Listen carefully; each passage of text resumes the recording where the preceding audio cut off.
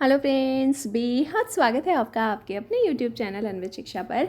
जैसा कि आपको पता ही है कि हमारे बच्चों के जो है वो सीबीएसई बोर्ड के एग्ज़ाम्स चल रहे हैं और अक्सर ये कंप्लेन कि मैम हमने पेपर तो पूरा लिखा, आंसर्स बहुत अच्छे से लिखे, लेकिन नंबर उतने अच्छे नहीं आए।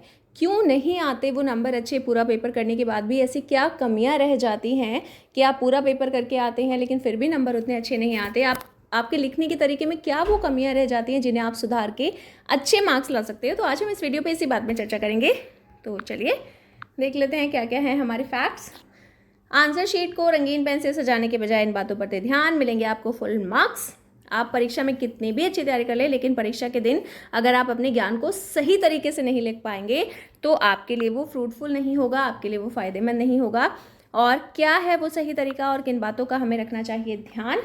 सबसे पहले उन प्रश्नों की लिस्ट तैयार कर लीजिए जिन्हें लेकर के आप श्योर हैं। ठीक है, आपको कोई भी ज़रूरत नहीं है, आप कहीं भी सीबीएसई में ये नहीं लिखा हुआ है, इंस्ट्रक्शन में ये नहीं लिखा हुआ है कि आपको एक सीक्वेंस में ही प्रश्नों के उत्तर देने हैं। आपको जो प्रश्न पहले अच्छी तरीके से आता है आप उसका आंसर पहले लिख सकते हैं। आप पहले उन उत्तरों को लिखें जिन्हें आप सही सही जानते हैं। राइट, जो आपको लगता है कि मुझे बिल्कुल अच्छे से आता है ये वाला प्रश्न, तो पहले आप उन प्रश्नों की एक लिस्ट बना लें, एक सूची बना लें। आपको 15 मिनट मिलते हैं पेपर को पढ़ने के लिए। आप पहले उन प्रश्नों को छांट लें कि मुझे ये अच्छे से आते हैं, तो पहले मैं इन्हीं को करूँगी। अगर आप पहले जो क्वेश्चन आपको अच्छे से आते हैं उन्हें करते हैं तो ये आपको कॉन्फिडेंस हासिल करने में मदद करता है। आपके अंदर आत्मविश्वास आता है कि हाँ, मेरा इतना पेपर हो गया और बहुत अच्छे से हो गया है।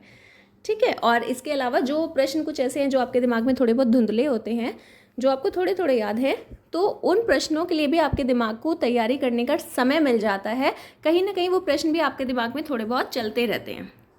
ठीक है, और दूसरी इंपॉर्टेंट बात जो मैं कह ही रही थी कि सीबीएसई जो है वो अपने बोर्ड परीक्षा में अपने बच्चों को, स्टूडेंट्स को 15 मिनट का समय देता है। 15 मिनट का समय क्या होता है? लिखने से पहले प्रश्नों को ठीक से पढ़ने के लिए प्रदान किया जाता है। इसी टाइम पर जो स्टूडेंट हैं वो अपने दिमाग में एक प्लानिंग कर लें कि मुझे उत्तर कैसे देना है, और आपको घबराना नहीं है, कॉन्शियस नहीं होना है। जो 15 मिनट आपको मिले हैं इसमें ही आप एक लिस्ट बना लें, अपने दिमाग में एक सूची तैयार कर लें कि मुझे ये प्रश्न अच्छे से आते हैं, पहले मैं इनका उत्तर दूंगी। और इसके अलावा एक खाका, एक प्रारूप इस तरह का बना लें कि मुझे इस प्रश्न का उत्तर ऐसे लिखना शुरू करना है, मुझे इसको ऐसे ख़त्म करना है। एक प्लानिंग आप कर लें, ये आपको कॉन्फिडेंस गेन करने में मदद करेगा। नेक्स्ट पॉइंट, एक प्रश्न को ध्यान से पढ़ें, प्रश्न का भाव समझें, अपने उत्तर को प्रश्न की आवश्यकता तक सीमित करने का प्रयास करें, एक्स्ट्रा डिटेल लिखने से बचें। ये बहुत ही इंपॉर्टेंट लाइन है। मैं तो हमेशा ही अपने स्टूडेंट को कहती हूँ कि आप एक्स्ट्रा लिखने से ज़रूर बचें। क्वेश्चन को पढ़ लीजिए, उसके भाव को समझ लीजिए कि पूछ क्या रहा है, हमें बताना क्या है, उत्तर को उतना ही सीमित करने की कोशिश करें। जैसे कि एक एग्जाम्पल से भी मैं आपको समझाऊंगी। उदाहरण के लिए यदि आपसे पूछा जाता है कि मिट्टी के कटाव को परिभाषित करें, ठीक है, ये प्रश्न आपका कि मिट्टी के कटाव को परिभाषित करें, तो आपको मिट्टी के कटाव की परिभाषा लिखने के लिए कहा जाता है, ना कि उसके कारण बताने के लिए या प्रभाव लिखने के लिए। आपसे सीधी सीधी एक परिभाषा पूछी जा रही है, तो हमारे बच्चे क्या करते हैं कि अधिकांश छात्रों के बीच में क्या धारणा है कि उत्तर जितना लंबा होगा, मैं जितना बड़ा लिख दूंगी या लिख दूंगा, उतना ज़्यादा मुझे अंक मिलेगा, उतना ज़्यादा मुझे नंबर मिलेंगे। लेकिन ये बिल्कुल ही बेतुका है, क्योंकि जो परीक्षक होता है वो सही स्पष्टीकरण की तलाश करता है, लंबी चौड़ी कहानियों की नहीं। जो आपकी शीट्स की जांच करता है जो परीक्षक है, वो ये देखता है कि आपने कितना टू द पॉइंट लिखा, कितना सही आंसर। और अगर आप लंबी चौड़ी कहानियाँ लिख देते हैं तो परीक्षक को भी उसे पढ़ने में इरिटेशन होने लगती है, और वो पढ़ना भी कई बार पसंद नहीं करते जब आप फालतू की चीज़ें लिख देते हैं। तो आप टू द पॉइंट लिखें, और बिल्कुल इस धारणा को अपने दिमाग से निकाल दें कि आप जितना ज़्यादा लिखेंगे आपको उतने ज़्यादा नंबर मिलेंगे। अगला पॉइंट है हमारा, आमतौर पर पेपर में कुछ प्रश्नों में आंतरिक विकल्प दिए जाते हैं। आंतरिक विकल्प यानी कि चॉइसेस दी जाती हैं आपको। छात्रों को इनमें से किसी एक विकल्प का चयन करना होगा, लेकिन इन विकल्पों के साथ मुश्किल बात ये होती है कि हमारे जो छात्र हैं वो अक्सर तय नहीं कर पाते कि किस प्रश्न का प्रयास करना है, और बाद में उन्हें दूसरे प्रश्न चुनने का पछतावा होता है जिसे वे बेहतर जानते थे, और आप जल्दबाजी के कारण ऐसा करते हैं। यानी कि जो चॉइसेस में प्रश्न होते हैं, कई बार आप क्या करते हो कि जल्दबाजी में आप अपने दिमाग को सोचने का मौका नहीं देते कि कौन से प्रश्न का उत्तर आपको बेहतर तरीके से आता है। आप अपने दिमाग को मौका नहीं देते, आपने बस पढ़ा कि हाँ ठीक है ये मैं लिख देता हूँ।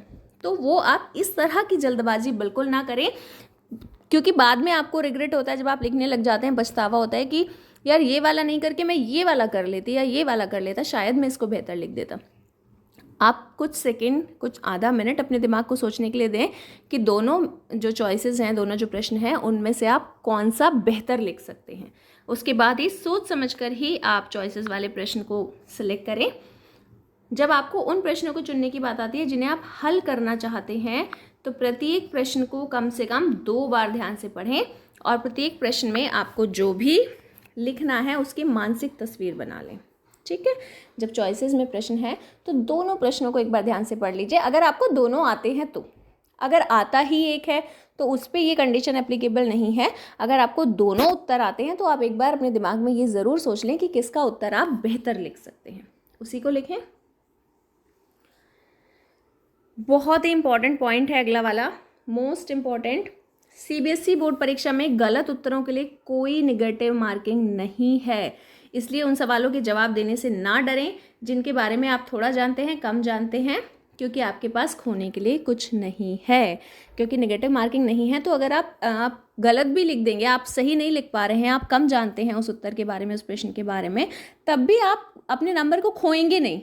उल्टा अगर आपका थोड़ा सा भी रेलेवेंट होगा तो परीक्षक आपको आधा नंबर, 1 नंबर उस पर दे देगा, आपके नंबर कम नहीं होंगे। आप नेगेटिव मार्किंग नहीं है, इस बात का आप ज़रूर ध्यान रखें। तो आप ज़रूर लिखें, अगर आप थोड़ा बहुत भी जानते हैं प्रश्न के बारे में, उत्तर के बारे में, आपको थोड़ा भी समझ आ रहा है तो उस थोड़े को भी आप लिखने की कोशिश करें।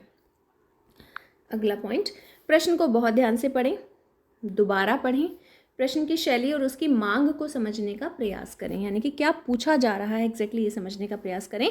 अगर आपको जवाब पता है तो लिखिए, यदि आप नहीं करते तो अपने दिमाग का उपयोग करें, एक स्मार्ट अनुमान लगाएं। परीक्षक हमेशा तकनीकी शब्दों, उपयुक्त कीवर्ड की तलाश में रहते हैं जहां वे आपको अंक दे सकते हैं। कोशिश करें कि सभी प्रश्नों के उत्तर लिख कर आएँ, ये बहुत बहुत बहुत इम्पॉर्टेंट है। कोशिश करें कि आप सभी प्रश्नों के उत्तर लिख कर आएँ, आप बिल्कुल भी प्रश्नों को छोड़कर ना आएँ। अगर आपको थोड़ा बहुत भी रेलेवेंस आता है किसी प्रश्न का, थोड़ी बहुत भी आपको जानकारी है उस पार्ट के बारे में, तो आप ज़रूर लिख कर आएँ, सभी प्रश्नों के उत्तर लिख कर आएँ, पेपर को छोड़कर बिल्कुल ना आएँ। कई छात्रों के बीच ये अच्छी तरह से देखा गया कि उन्हें अपने प्रश्न पत्र को रंगीन तरीके से नीले, हरे, काले रंग के पॉइंटर्स या मार्कर से सजाने की आदत होती है। बता दें, इस सजावटी कार्य को करने से आपको कोई एक्स्ट्रा नंबर नहीं मिलेंगे। वहीं इस सजावट के कारण आपका जो कीमती समय है वो वेस्ट हो जाएगा। छात्रों को सलाह दी जाती है कि केवल 2 पेन का प्रयोग करें, उत्तर लिखने के लिए नीला और शीर्षक लिखने के लिए काला। डायग्राम बनाते समय हमेशा पेंसिल का प्रयोग करें। राइट, इस बात का ध्यान रखें कि आपके शब्द ठीक से दूरी पर हों। एक ही पंक्ति में 10 शब्दों को ना घुसाएं। परीक्षा के लिए ऐसी कॉपी को पढ़ना मुश्किल होगा। खुला खुला और साफ सुथरा लिखें। साफ ना लिखने के कारण आपके ग्रेड में गिरावट आ सकती है। आपका पेपर साफ सुथरा दिखना चाहिए। उत्तर को अंकों में लिखने का प्रयास करें। सभी वाक्यों को एक साथ जोड़ने से बचें। यानी कि आप मैं एक टिपिकल टीचर लैंग्वेज में कहूँ तो आप खिचड़ी ना बनाएं शब्दों की। आप शब्दों के बीच में सही गैप रखें, सही अंतर से शब्दों को लिखें। ज़रूरी नहीं कि आपको एक लाइन में 10 या 15 शब्द ही घुसाने हैं। आपकी लाइन में 8 शब्द भी आ सकते हैं, 7 भी आ सकते हैं, लेकिन आप तरीके से लिखें। खुला लिखने का मतलब ये नहीं है कि आप बहुत ज़्यादा गैप करके लिख दें।